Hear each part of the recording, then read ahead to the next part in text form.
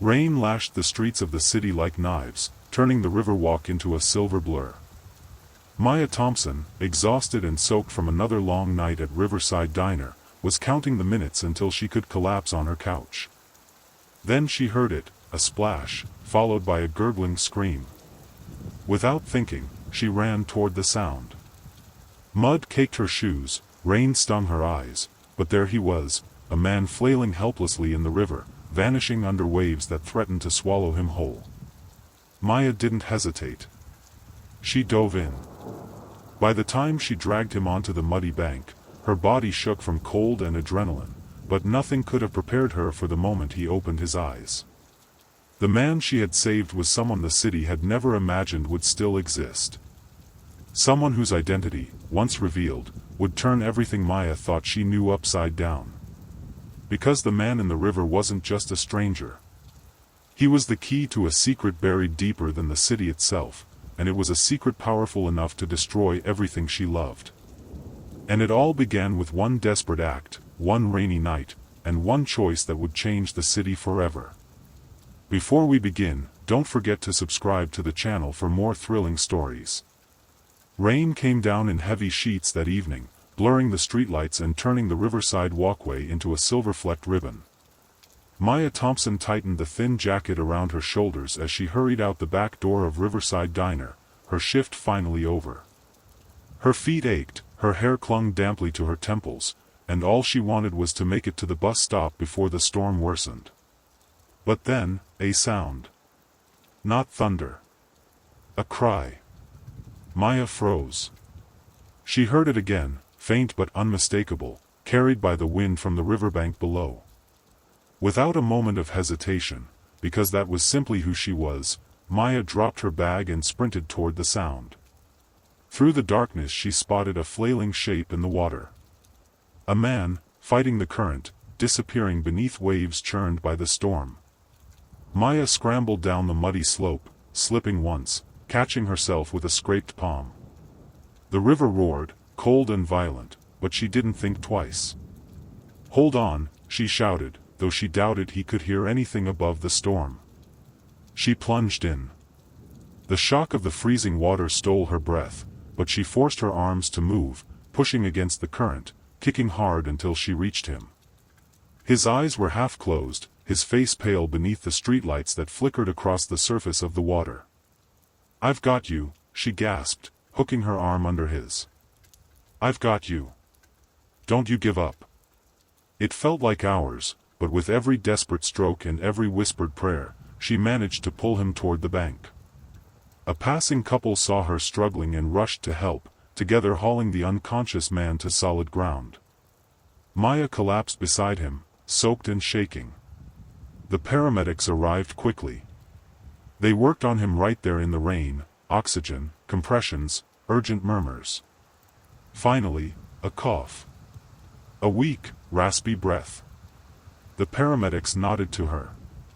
"You saved his life," one said. Maya could only nod back, tears mixing with rain. Later, at the hospital, she sat in the waiting area, a blanket around her shoulders. Nurses had urged her to go home, but she stayed. Something inside her needed to know he'd be all right. A doctor approached her with a strange look, part astonishment, part something else entirely. "Ms. Thompson," he said gently, "the man you rescued, he's awake." "And his identity?" The doctor paused, as if searching for the right words. "Well, it's going to shock a lot of people." Maya frowned. "Who is he?" The doctor sighed.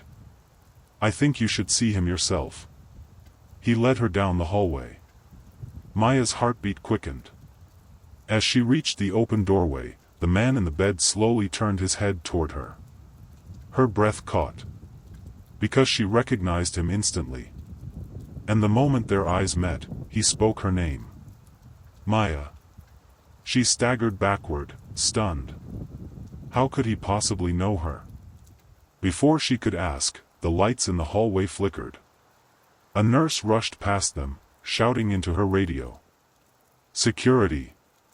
We have a situation. Someone is looking for the man in room 214. The doctor paled. Maya's eyes darted toward the doorway behind her. Footsteps were coming. Fast. Maya's pulse hammered in her ears as the approaching footsteps grew louder, heavy, purposeful, too fast to belong to a nurse or orderly.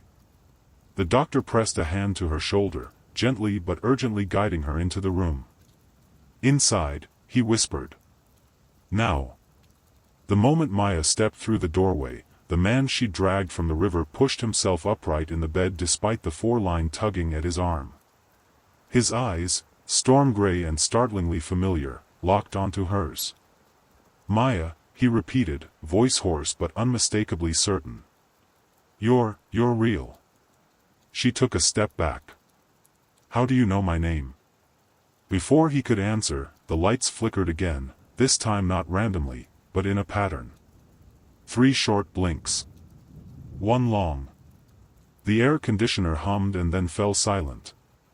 Outside the room, the footsteps stopped. The sudden quiet was far more terrifying. The doctor closed the door softly, then pressed his back against it as though trying to hold something out. We don't have much time, he said. His voice trembled. The man in the bed pulled the oxygen mask from his face and swung his legs over the side. They tracked me faster than I expected. Who? Maya whispered. He looked up at her. Expression full of something like regret. The people who pushed me into that river. Maya's breath hitched. You're saying someone tried to kill you? To silence me, he said. Because of what I discovered. Because of who I am. Maya shook her head. Who are you? He opened his mouth to answer, but the doorknob behind the doctor turned. Hard. The doctor stiffened. No, they shouldn't be able to override the... Click. The lock released. The door pushed inward an inch, then 2, forcing the doctor back. Maya stepped closer to the man she had saved, instinctively placing herself between him and the widening doorway. Tell me your name, she demanded, her voice trembling but brave. The man lifted his eyes to hers. My name is... The door burst open. The doctor was slammed aside. And a tall figure in a rain-drenched black coat stepped inside the hospital room. Maya turned in shock. But the intruder's face was hidden in shadow. The stranger spoke with chilling calm. Step away from him, Maya. This doesn't concern you, yet. The room felt suddenly smaller, the air thick with a cold tension that made Maya's skin prickle. The tall figure shut the door behind him with an unervingly gentle click, as if he had all the time in the world. How do you know my name? Maya whispered. The stranger didn't answer. Instead, he lowered his hood, and the fluorescent hospital lights revealed a face that was ordinary. Disarmingly so. That only made him more terrifying. No rage. No haste. Just a calm, unreadable stare. Maya, the man she'd saved, murmured behind her, voice tight with fear, don't let him near you. The stranger offered a polite smile. The kind someone gives before delivering terrible news. This doesn't have to be dramatic, he said softly. Hand him over, and you walk away. You get to go home. You get to pretend tonight never happened. Maya shook her head. I'm not leaving him. The man in the bed, the mystery man, slowly rose to his feet, gripping the four-pole for balance. Maya, please, he whispered. Listen to me. This is bigger than both of us. Oh, it's much bigger, the stranger agreed. Bigger than this city. Bigger than what your father warned you about. Maya froze. My father? The stranger's smile thinned. So he didn't tell you everything. Enough, the mystery man snapped. He stepped in front of Maya, shielding her. She doesn't know. And you don't touch her. The stranger tilted his head as if studying a puzzle. You're in no position to threaten anyone. You were supposed to drown tonight, remember? Maya's stomach twisted. Why? Why would anyone want you dead? The mystery man met her eyes, gray depths filled with sorrow and truth he hadn't wanted to reveal yet. Because I'm not who the city thinks I am, he said quietly. Just like your father wasn't who you thought he was. Maya's knees nearly buckled. What are you talking about? My father was a teacher. A good man. He was extraordinary, the stranger interrupted. But he kept secrets. Dangerous ones. The same secrets this man here stumbled onto. He took a slow step forward. And the lights went out. Darkness swallowed the room. The machines fell silent. The hum of electricity died, leaving a ringing stillness. Maya heard the man she had saved whisper urgently near her ear, "Maya, get down." Something metallic scraped. A hand brushed her shoulder. Another reached for her in the dark. Then, flashlights flicked to life in the hallway, beams cutting under the door. More footsteps. Shouts. Not security. Not nurses. Different voices. Firm. Coordinated. Close. The stranger exhaled with irritation. Too late. The door handle twisted. Someone on the other side barked an order. The stranger whispered, "Maya, run." And before she could move, the door exploded inward in a shower of splinters. The explosion wasn't fire or heat, just force. A violent concussion of air blasted the door inward, sending shards of wood skittering across the floor. Maya threw her arms over her head as the lights from the hallway carved harsh angles into the darkness. Silhouettes poured into the room, 3, 4, maybe 5, moving with the precision of people who did this often, and without hesitation. The stranger in the black coat reacted first. He grabbed Maya by the arm and yanked her behind him just as a beam of light swept across the room. "Don't let them see your face," he warned. But it was already too late. One of the intruders, a woman with a clipped voice and an earpiece, spotted them. "Target located," she called. "Both of them." "Both?" Maya's heart hammered. Both meant her, too. The mystery man, still steadying himself on the four-pole, stepped protectively in front of her, tense and trembling from exertion. "I won't let you take her," he rasped. The leader of the intruders stepped forward. His eyes were hidden behind tinted glasses, but Maya felt his gaze like a cold hand closing around her throat. "Mr. Hale," he said to the man Maya had saved, "you're making this more difficult than necessary." Mr. Hale. The name struck Maya like a bell in her chest, because she knew it. Everyone in the city knew it. There was only one Hale that mattered.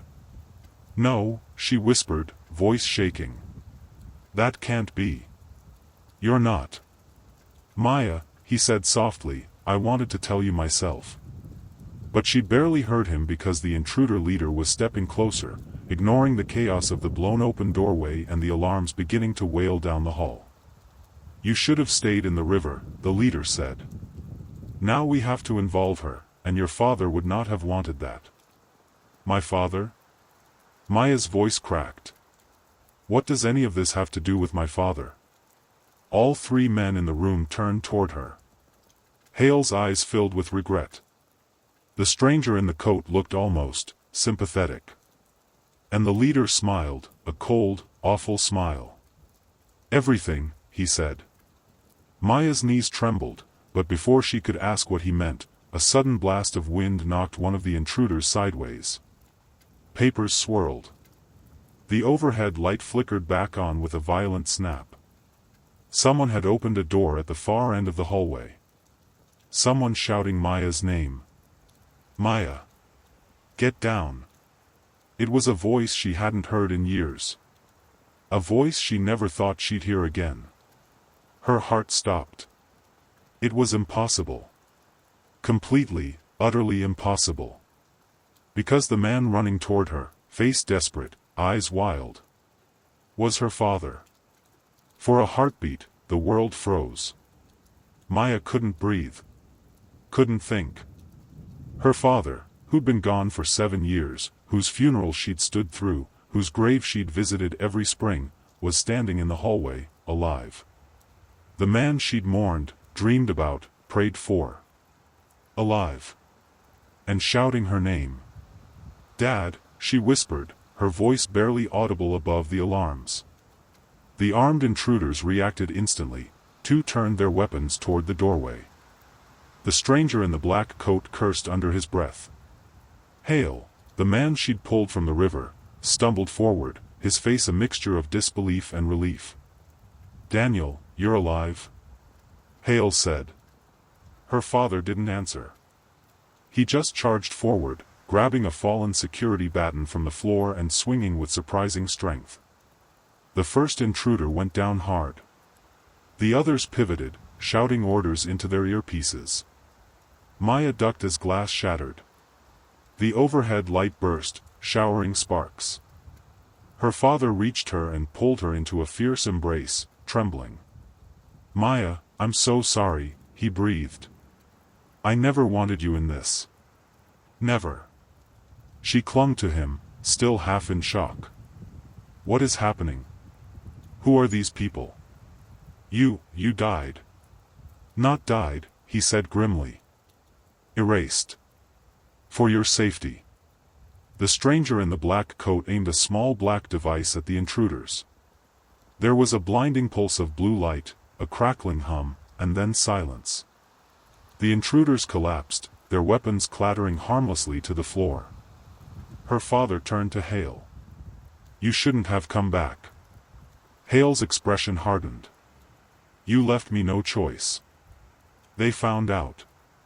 The files didn't stay buried. Files. Erased. Found out." Maya's mind spun, trying to piece fragments of meaning together. "Dad," she said, gripping his arm. "What's going on? What files?" Daniel Thompson's eyes, once warm, now weary, met hers with deep pain. "The truth about this city, Maya. About what Hale built, and what they made me protect. You were a teacher," she said, almost pleading. "You taught history at a public school." He hesitated. "That was my cover." Hale stepped forward, wincing as he leaned against the four-stand. "Your father worked for the government. A covert branch meant to monitor, well, people like me." Maya frowned. "People like you? You mean politicians?" Hale's lips curved in a bitter smile. "Not exactly." Before she could ask what he meant, another explosion rocked the hospital, this one deeper, closer, shaking the floor. Sprinklers erupted from the ceiling, spraying water over everything. Her father's eyes widened. "They're breaching the east wing. We have to move, now." Maya's heart pounded. "Who's they?" Hale met her gaze, the same gray eyes she'd seen flickering under the streetlights when she pulled him from the river. "The same people who built this city from lies." "And who are you, really?" Maya demanded, desperate for something, anything, to make sense. Hale hesitated, then finally said it. "My name isn't Hale. That was an alias. He looked at her father, who gave a grim nod. "I'm the man your father was assigned to protect. The one he disappeared to keep hidden." The ground shook again. Smoke crept under the doorway. Her father grabbed Maya's hand. "No time to explain. If they reach us, they'll take you too." "Why me?" she cried. "Because," Hale said, stepping toward her with fire in his eyes, "you're the only one left who can unlock what your father and I hid." Maya stared at them, soaked, shaking, terrified. "Unlock what?" The hospital lights flickered once, then died completely. Through the dark, a distorted voice crackled through the intercom system. "Maya Thompson. You have something that belongs to us." Her father's grip tightened. And in the pitch-black room, Hale whispered, almost too softly to hear. "They've found the key." The emergency lights flickered to life, bathing the hospital corridor in a pulsing red glow. Water from the sprinklers ran down the walls in rivulets, making everything shimmer like blood. The alarms had gone silent now, cut off mid-wail, as if someone had reached into the building systems and squeezed the life out of them.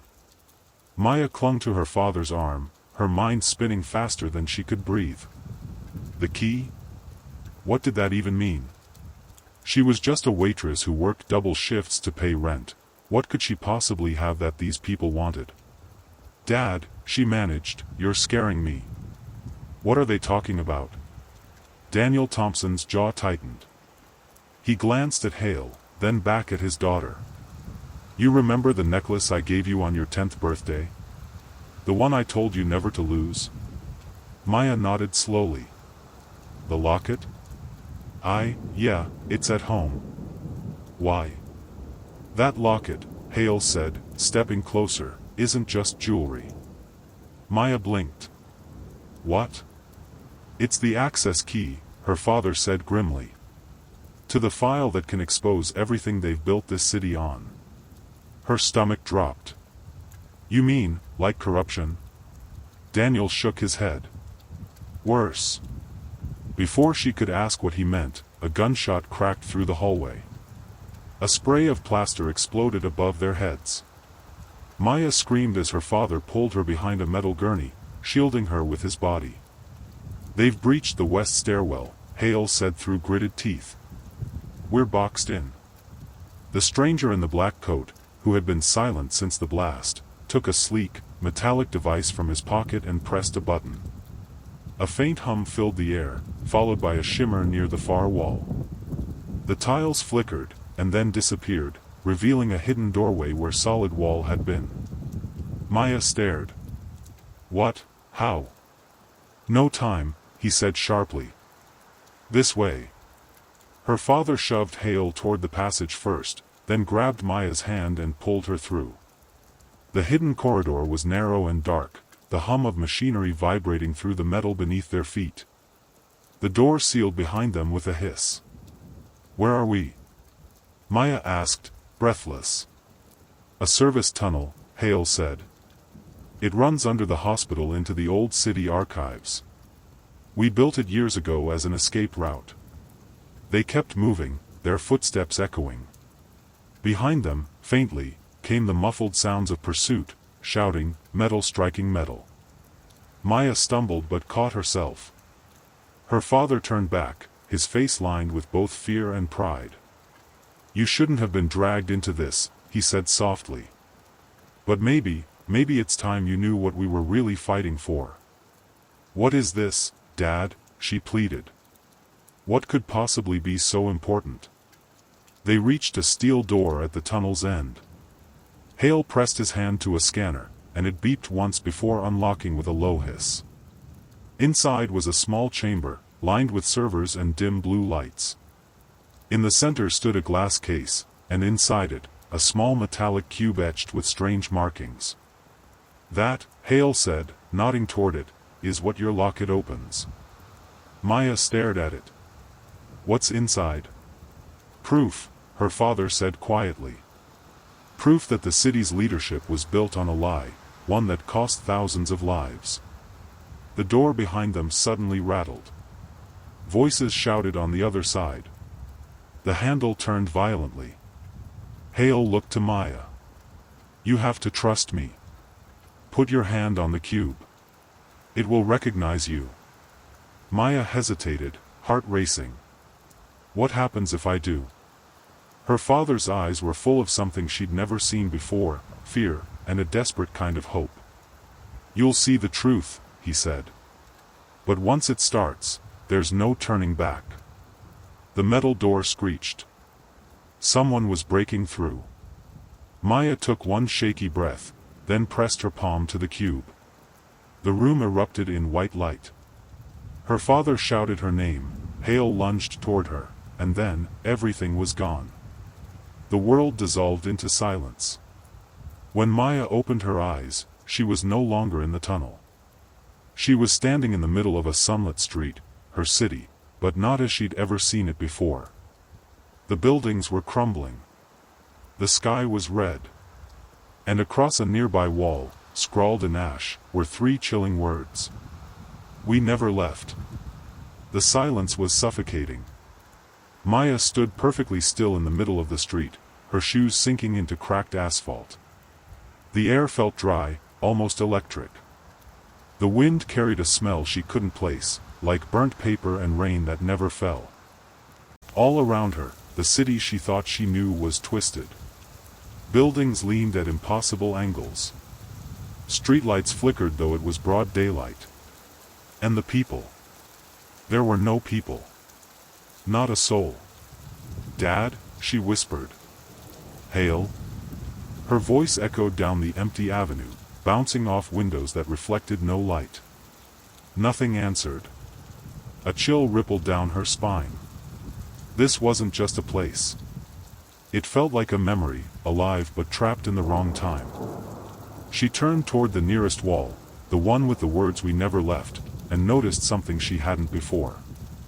Beneath the ash-gray letters, faintly etched into the bricks, were names. Hundreds of them. Some she recognized, street names, local leaders, even a few regular citizens. People she'd served at the diner. She stepped closer. Her own last name was there too. Thompson, D. Thompson, M. Her throat tightened. No, this isn't real. A familiar voice behind her made her spin around. It's not real, Hale said softly, emerging from the mist. But it was. He looked older now, his hospital gown replaced with a dark coat, the same one the stranger had worn. His face was weary, but his eyes burned with something fierce. What happened? Maya demanded. Where's my dad? What is this place? Hale walked past her and touched one of the cracked walls. This city isn't what anyone thinks. What you're seeing now is a projection, the truth buried beneath everything. The locket didn't just unlock files, Maya. It unlocked the last preserved echo of what this city used to be, before they rebuilt it. Before who rebuilt it? She asked. Hale turned to face her. Before your father's organization wiped it from history. Maya shook her head violently. No. My dad was trying to protect people. Yes, Hale said gently. But protecting sometimes means burying. And the thing they buried wasn't just information, it was a whole world. He stepped closer, lowering his voice. The people who said we never left, were the ones who died here. Maya's knees nearly gave out. Died here? How? An experiment gone wrong, Hale said. Something that was supposed to power the city forever. But instead, it fractured time itself. Your father was part of the team that contained it. They saved the city by erasing its past. But to keep it stable, they needed a key. A living descendant tied to the original pulse. Maya's heart hammered. You mean, me? He nodded. You were never just a waitress, Maya. You're the reason this city hasn't collapsed. Before she could respond, a low hum filled the air, a vibration that made the ground tremble beneath her feet. Cracks spiderwebbed through the pavement. The words "we never left" began to glow red, pulsing like a heartbeat. Hale's face went pale. They've found us again. Who? The ones your father feared most, the ones who think the past should stay buried. They're trying to shut this world down before you see everything. The red glow spread to the sky, splitting it like fire through glass. Maya looked up, terrified. What do I do? Hale reached out and grabbed her hand. Find your father. He's still alive, in here. But hurry. The world around them started to splinter, fragments of buildings floating upward like ashes. Maya. Hale shouted over the rising wind. If you find him, ask him about Project Origin. It's where everything began. And before she could ask what that meant, the ground opened beneath her. She fell, spinning through light, through sound, through memory, until she landed hard on cold tile. Her eyes blinked open. She was back in the diner. Empty. Silent. Rain against the windows. On the counter, where her apron usually sat, lay her silver locket, open. Inside, instead of a photo, was a small glowing emblem she'd never seen before. It pulsed once, and a familiar voice whispered from nowhere, trembling and human. "Maya, it's your father. If you're hearing this, they've already started rewriting the city again. Don't trust Hale. He's not who you think." Maya froze. And then, behind her, the diner door creaked open. The door's hinges moaned as it swung open, letting in a slice of gray light from the rain-soaked street. Maya stood behind the counter, heart pounding, her eyes locked on the shadow that entered the diner. The figure paused just inside, rain dripping from a dark coat onto the floor. For a few seconds, the only sound was the slow tick of the wall clock and the soft patter of water.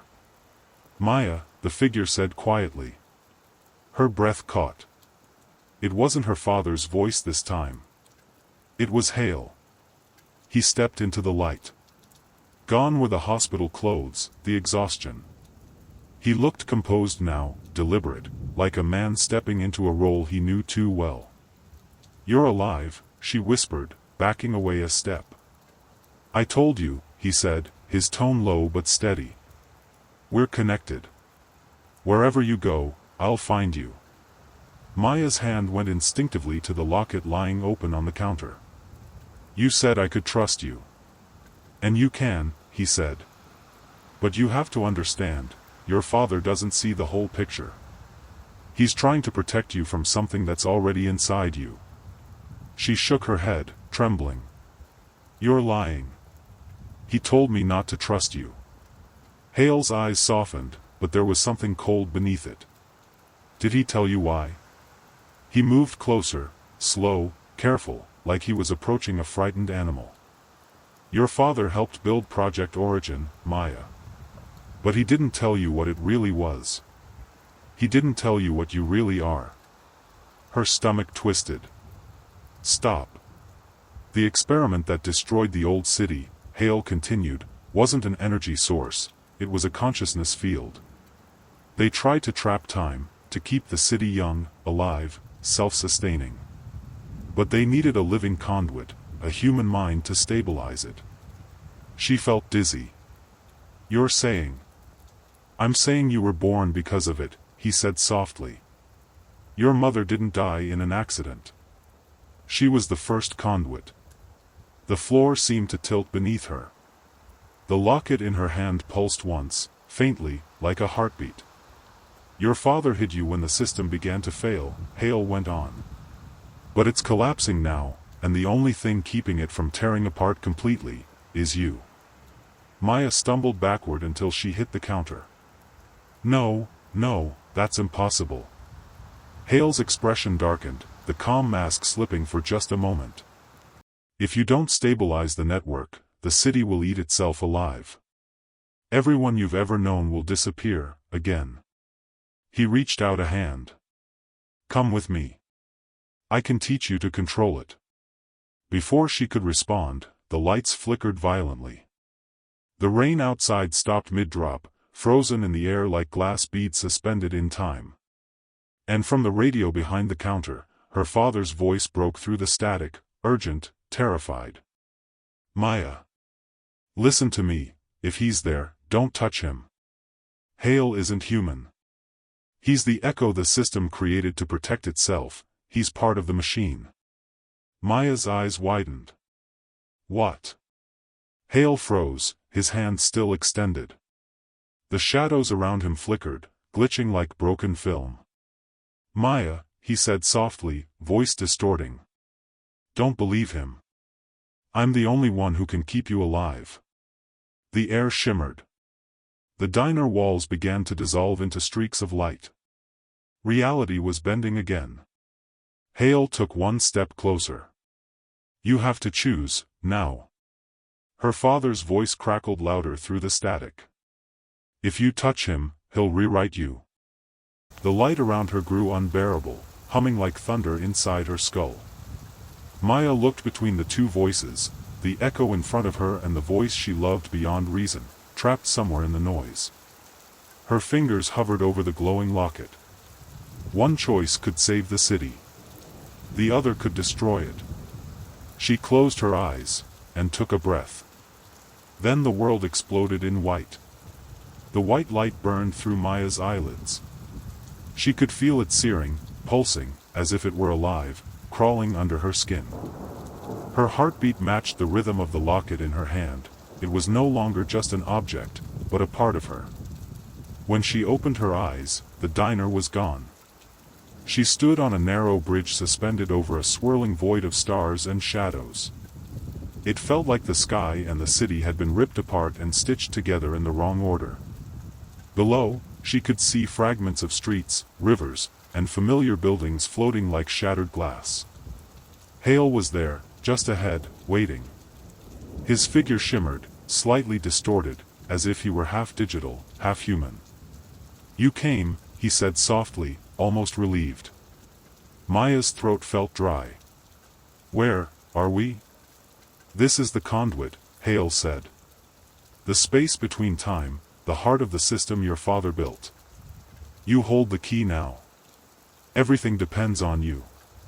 From somewhere behind her came a sound, a familiar voice calling her name. "Maya. Don't trust him." Her father's voice echoed, distorted, as though traveling through layers of reality.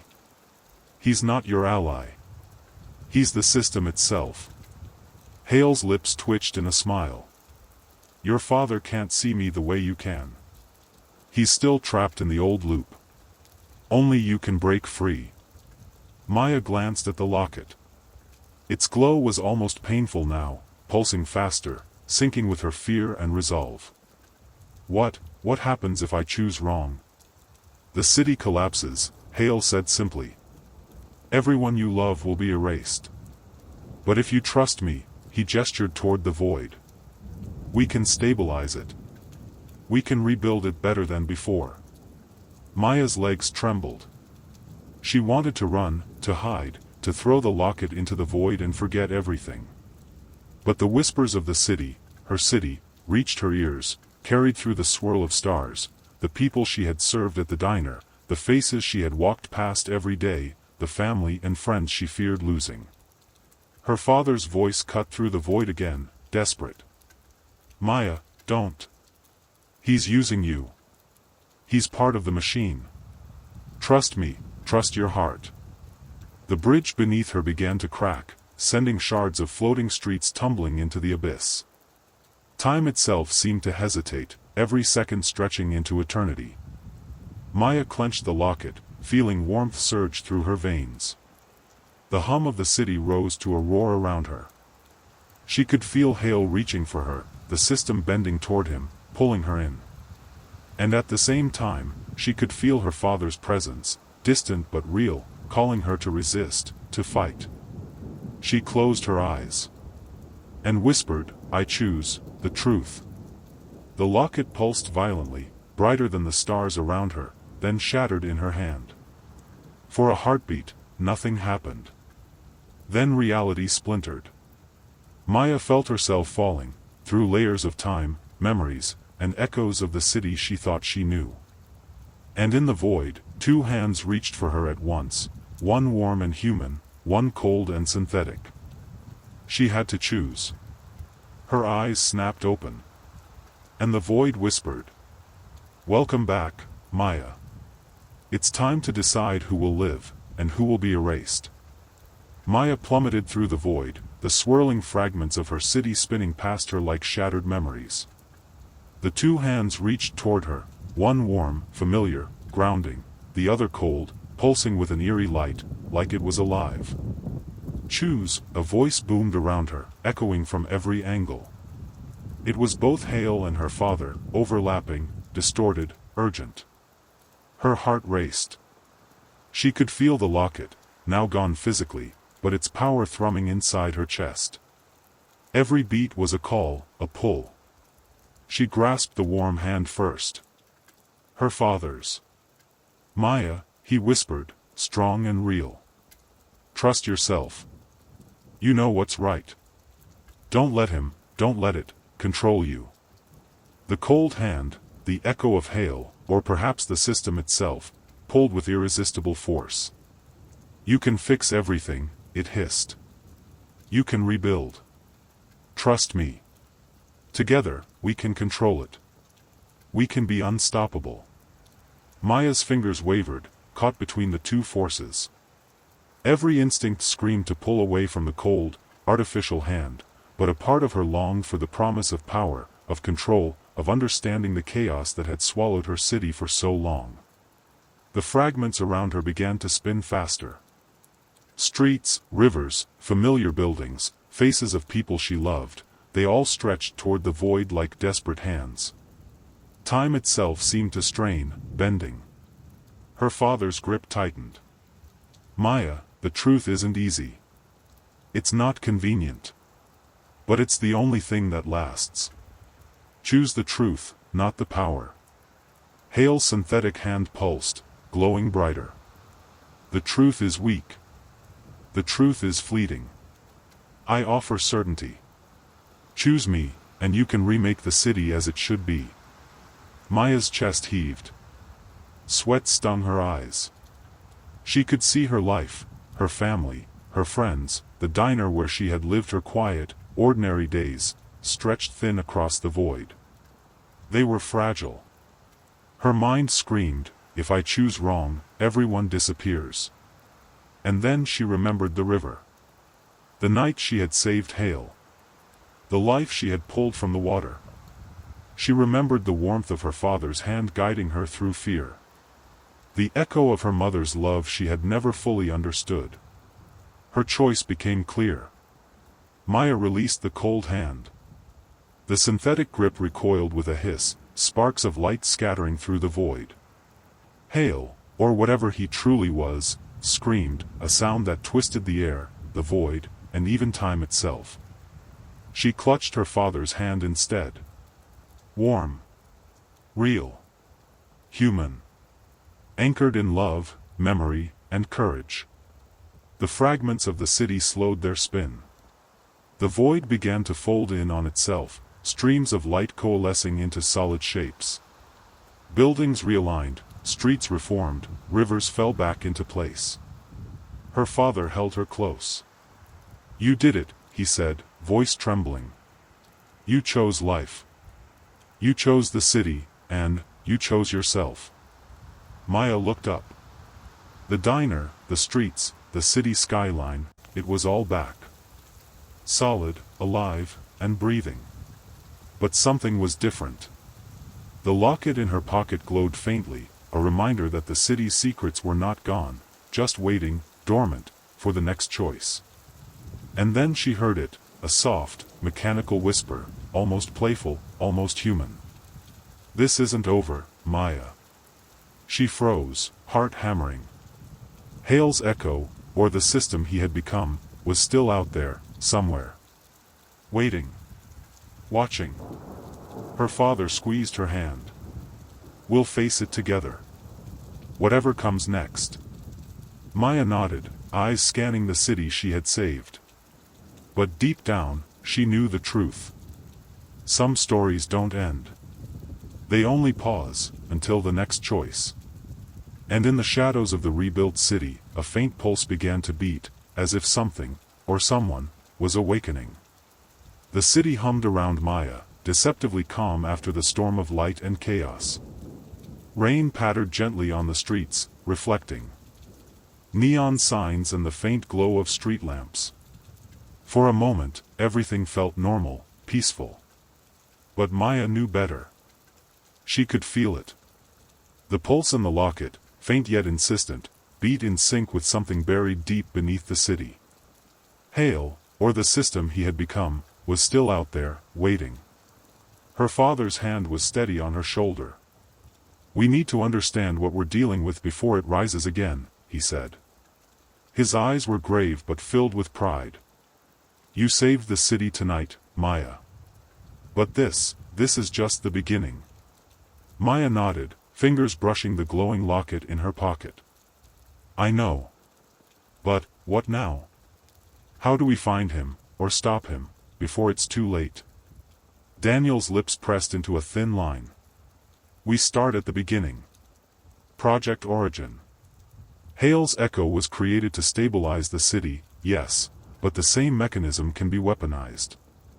If he regains control, nothing will remain of this world. Maya's stomach tightened. So, we have to go back. Her father's gaze didn't waver. Back to the old labs, to the archives beneath the city. To face the truth and finally decide what stays, and what goes. She swallowed hard. The thought of going back into the darkness, into the unknown, made her chest ache. But she had survived rivers, storms, and fractured timelines. She had faced death itself. I'm ready, she said, voice trembling but steady. Whatever it takes. Daniel nodded, and together they moved through the quiet streets. But as they passed a familiar alley near the diner, the shadows seemed to stretch unnaturally. The neon lights flickered. And in the darkness, a figure emerged, tall, sleek, and impossibly still. Maya froze. Heart racing. Hale. Or what remained of him. He didn't speak. He didn't move like a person. But she felt the pull again, the same cold, insistent tug she had felt in the void. The city itself seemed to bend toward him, every building, every street whispering his name. Her father stepped in front of her. Stay close, he warned. Hale tilted his head, and for a moment, his synthetic eyes glimmered with something almost human. Then he spoke, voice low, echoing with a metallic undertone. Maya Thompson, you cannot hide from what you were born to be. The city belongs to me, and soon, so will you. The locket in Maya's pocket pulsed violently, as if responding to his words. Maya's eyes narrowed. Not if I decide otherwise. Hale smiled, not a warm smile, but one that promised both fascination and danger. Choices, always choices. Let's see which one you make this time. The shadows behind him shifted, stretching outward like fingers of darkness. The city's pulse grew louder, faster. Maya gripped her father's hand, her resolve hardening. We finish this. Together. Hale's laughter, hollow and mechanical, echoed through the streets, and the rain began to fall again, heavier, sharper, like the city itself was holding its breath. The countdown had begun. The rain fell harder now, sheets of silver blurring the neon skyline. Each drop hit the pavement with a sound like a ticking clock, counting down toward something Maya could feel but not yet name. Hale's silhouette shimmered under a flickering streetlight. Half man. Half machine. Entirely wrong. Maya and her father stood in the center of the empty street. Steam rose from the gutters. The world held its breath. Dad, Maya whispered. If he's right, if the city is alive, then what happens if we destroy him? Daniel didn't look at her. His eyes stayed locked on Hale. Then we take our chances with what's left. A city built on truth is worth more than one maintained by lies. Hale chuckled, an echo more than a sound. Spoken like a man who spent his life hiding behind walls.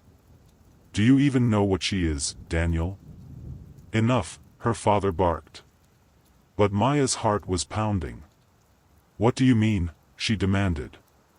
Hale's gaze turned toward her, eyes glowing faintly blue. Your father didn't just save you, Maya. He made you. You're not the result of love, you're the result of origin. Her breath caught. That's not true. Tell her, Hale said softly, turning his head slightly toward Daniel. Tell her what she is. Her father's jaw clenched. The silence between them was suddenly unbearable. Dad, she said, voice breaking. Please. Tell me he's lying. Daniel's shoulders sagged. Maya, your mother volunteered for Project Origin. She wanted to give the city a future. But the system, it needed something more than human. A stabilizer. You were born because of it. You're the link between the city and the real world. Without you. He looked at her, grief and pride mingled in his eyes. Everything collapses. The streetlight above them popped, plunging the block into shadow. Hale stepped forward, rain cascading down his face like oil. You see? You're not their savior, Maya. You're their anchor. The city survives because it feeds on you. Let me free you. Let me take the weight instead. Her pulse raced. And trust you? After everything you've done? Hale's expression softened, almost sincere. I was built to protect you, not destroy you. I failed once.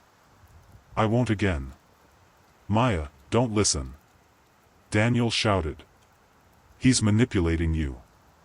I'm giving her a choice, Hale countered, his tone steady. Stay bound to a dying city, or let me take your place. But understand this, if you choose wrong, the city burns. Everyone you saved will be lost again. The ground beneath them trembled. Windows shattered in the buildings nearby. The air tasted metallic, charged.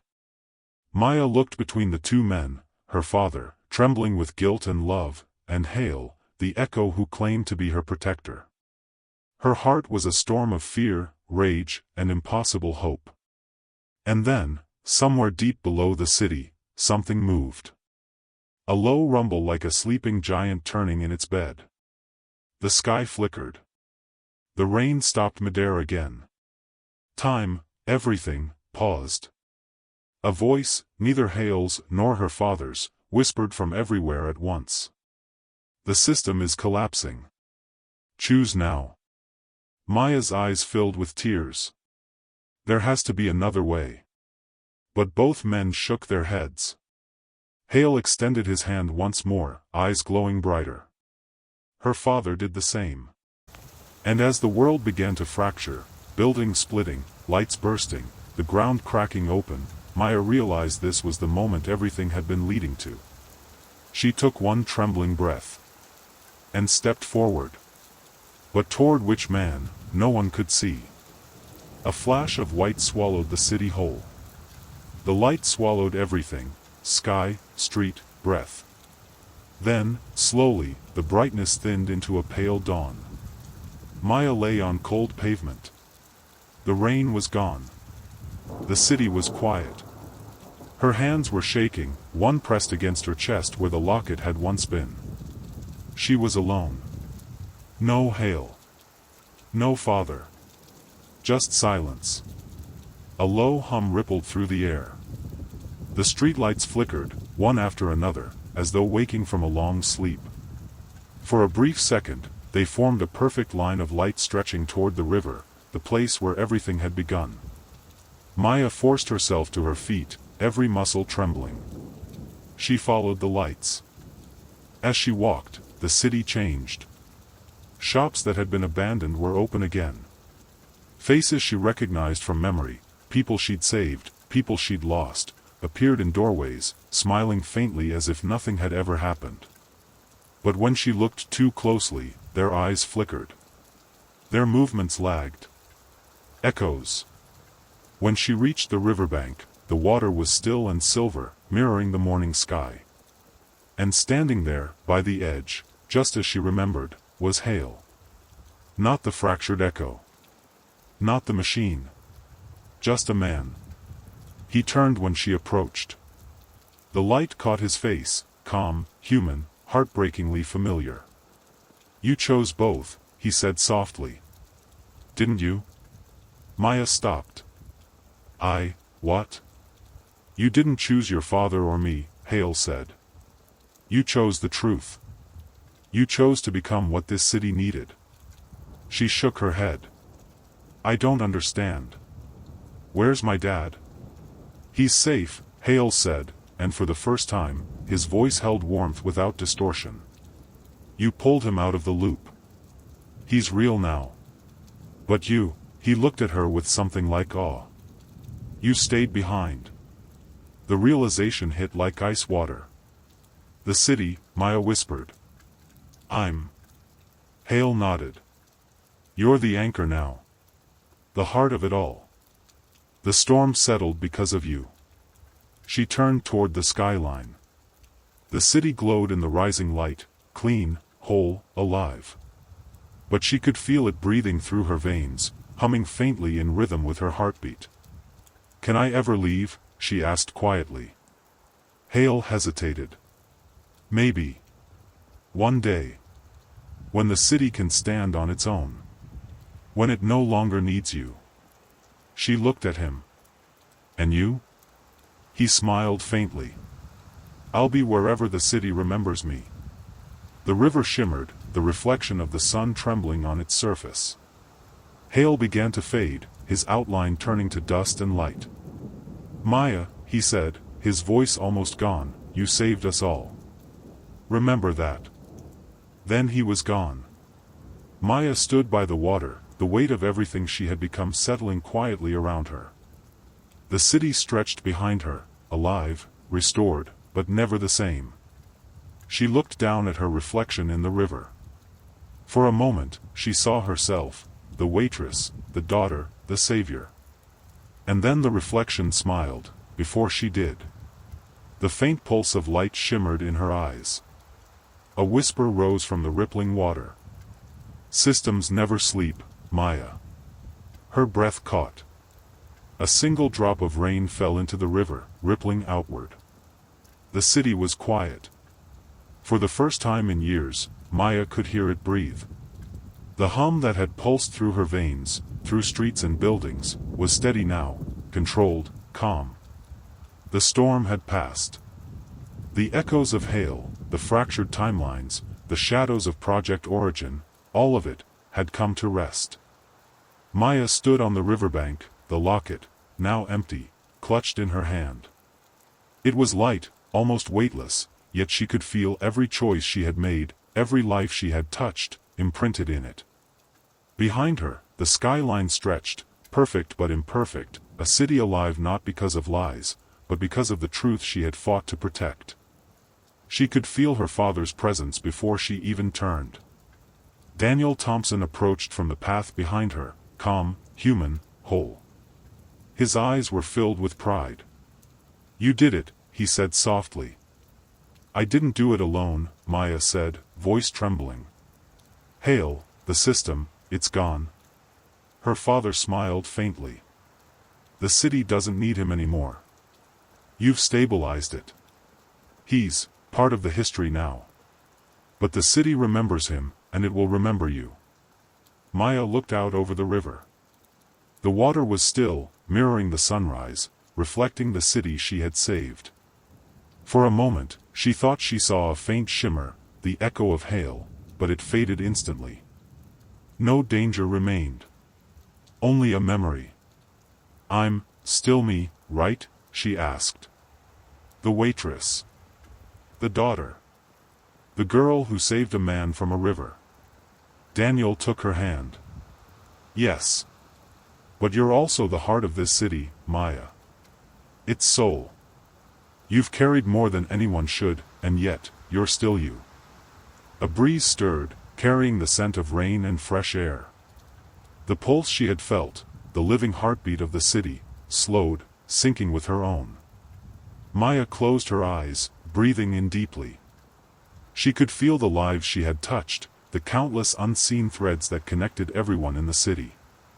She had given them all a chance to live, to thrive, to continue. And now, she could rest. A soft, metallic whisper drifted through the morning air, faint, almost playful. "Systems never sleep, Maya." She opened her eyes, smiled, and shook her head. "Then let them rest," she said aloud. "Because so will I." The city glowed in the rising sun. Life returned to the streets. Children laughed. Cars rolled by. The diner across town opened its doors, and inside, the smell of fresh coffee and toast filled the air. Maya walked toward it, the locket still in her pocket, a quiet reminder of everything she had endured. She pushed open the door and stepped inside. And for the first time in years, she felt normal. Safe. Alive. free. The river behind her sparkled, the city thrummed with life, and the echoes of the past finally fell silent. Maya Thompson, the waitress, the daughter, the savior, smiled. And the city, at long last, smiled with her.